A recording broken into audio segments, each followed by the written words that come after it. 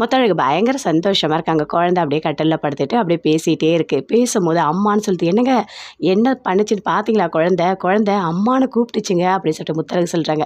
ஆமாம் முத்தழகு, நானும் பார்த்தேன், அம்மான்னு தான் குழந்தை கூப்பிட்டுது அப்படின்னு சொல்லிட்டு பூமி சொல்கிறாரு. ஐயோ என் செல்லமே, என்னை அம்மானை நீ கூப்பிட்டியா, அம்மானை கூப்பிட்டியா, கூப்பிட்டு அம்மான்னு சொல்லு அப்படின்னு சொல்லிட்டு முத்தழகு பயங்கரமாக சந்தோஷப்படுறாங்க. குழந்தைக்கு ஃபுல்லாக முத்தம் கொடுக்குறாங்க. முத்தம் கொடுத்துட்டு, வா உனக்கு நான் பசி ஆத்துறேன் சரியா, உன் மேலே இருக்க கோவத்தை எல்லாமே எனக்கு போயிடுச்சு சரியா, என் தங்கமே என் பட்டே அம்மான்னு என்னை கூப்பிடுறியா நீ என் செல்லமே அப்படின்னு சொல்லிட்டு பயங்கரமாக கொஞ்சிட்டு இருக்காங்க. பூமி அதை பார்க்குறாரு.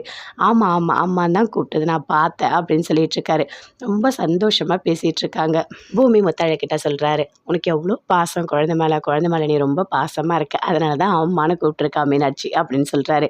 ஆமாங்க, என்ன சொல்கிறதுன்னு எனக்கு தெரியல, அவ்வளோ சந்தோஷமாக இருக்குது அப்படின்னு சொல்லிட்டு இருக்காங்க. சரி நான் வந்து உன்னை அம்மா வீட்டுக்கு கூட்டிகிட்டு போகிறேன் அப்படின்னு சொல்கிறாரு. என்ன திடீர்னு அம்மா வீட்டுக்கு கூட்டிகிட்டு போகிறீங்க அப்படின்னு சொல்லிட்டு முத்தழகு கேட்குறாங்க. இல்லை ரொம்ப நாள் ஆச்சுல, சும்மா போய் பார்த்துட்டு வரலாம் அப்படின்னு சொல்கிறாரு. சரி. ஆமாங்க, நீங்கள் வந்து போகலான்னு சொல்கிறீங்களே, குழந்தை இருக்குது, குழந்தைக்கு பசி ஆற்றணும்ல, விட்டுட்டு போயிட்டா எப்படி கஷ்டப்படுமே அப்படின்னு சொல்லிட்டு முத்தழகு சொல்கிறாங்க. அங்கேருந்து அஞ்சலி வந்து நின்று பேசுகிறாங்க. இங்கே பாருங்கள் முத்தழகு, நீங்கள் குழந்தைய பற்றி கவலைப்பட தேவையில்லை, எல்லாம் நான் பார்த்துக்கிறேன், எனக்கு தெரியும் எல்லாமே சரிங்களா.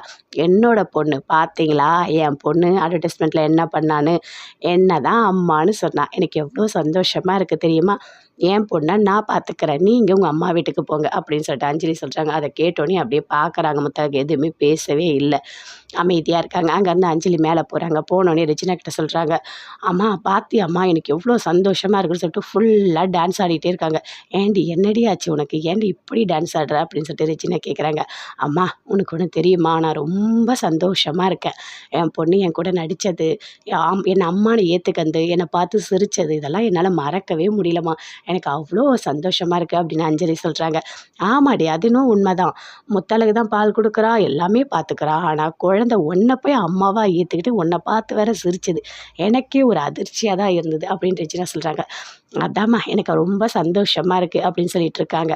அம்மா அது மட்டும் இல்லை, முத்தழகு அவங்க அம்மா வீட்டுக்கு போகிறாங்களாம். போகும்போது மீனாட்சியை தூக்கிட்டு போகிறேன்னு சொன்னாங்க, நான் விடவே இல்லை, அதெல்லாம் தூக்கிட்டு போகக்கூடாதுன்னு சொல்லிட்டேன் அப்படின்னு சொல்லிட்டு அஞ்சலி ரெஜினா கிட்ட சொல்கிறாங்க.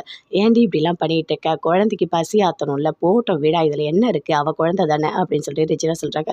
அம்மா என்னம்மா பேசிகிட்டு இருக்க, நீ ரொம்ப பேசிகிட்டு இருக்க, டிஎன்ஏ டெஸ்ட் எடுத்த உடனே கண்டிப்பாக பூமியோட குழந்தைன்னு தெரிஞ்சிடும், அவ்வளோதான். அதுக்கப்புறம் பூமி நல்லா அட்டாச் ஆகிடுவோம். என்னோடய ஃபேமிலி, நான் பூமி மீனாட்சி 3 பேர் தான் எங்கள் ஃபேமிலி அப்படின்னு சொல்லிட்டு அஞ்சலி ரெஜினா கிட்ட சொல்கிறாங்க. அதுக்கு ரெஜினா சொல்கிறாங்க, ஏன்டி இப்படிலாம் பண்ணிகிட்டு இருக்க, ஏதோ குழந்தை தானே, குழந்தை எப்படி வந்து அழுதா சரி பண்ண முடியுமே, அவள் தூக்கிட்டு போட்ட மாதிரியே தூக்கிட்டு வர போகிறா, ஏன் நீ இதெல்லாம் தடுக்கிற அப்படின்னு சொல்லிட்டு ரெஜினா கேட்குறாங்க. அம்மா நீ அவளுக்கே சப்போர்ட் பண்ணி பேசிகிட்டு இருக்க, சரி நான் ஒத்துக்கவே மாட்டேன், நான் கண்டிப்பாக குழந்தையெல்லாம் கொடுத்து அனுப்பவே மாட்டேன், நான் பார்த்துக்கிறேன் அப்படின்னு சொல்லிட்டு அஞ்சலி சொல்கிறாங்க. உன்னால் திருத்தவே முடியாது, நல்லா தெரிஞ்சுக்கோ, இனிமேல் குழந்தை பிரச்சனை ஏதாவது என்கிட்ட வந்தால் எனக்கு ரொம்ப கோவம் வந்துடும் அப்படின்னு சொல்கிறாங்க ரெஜினா.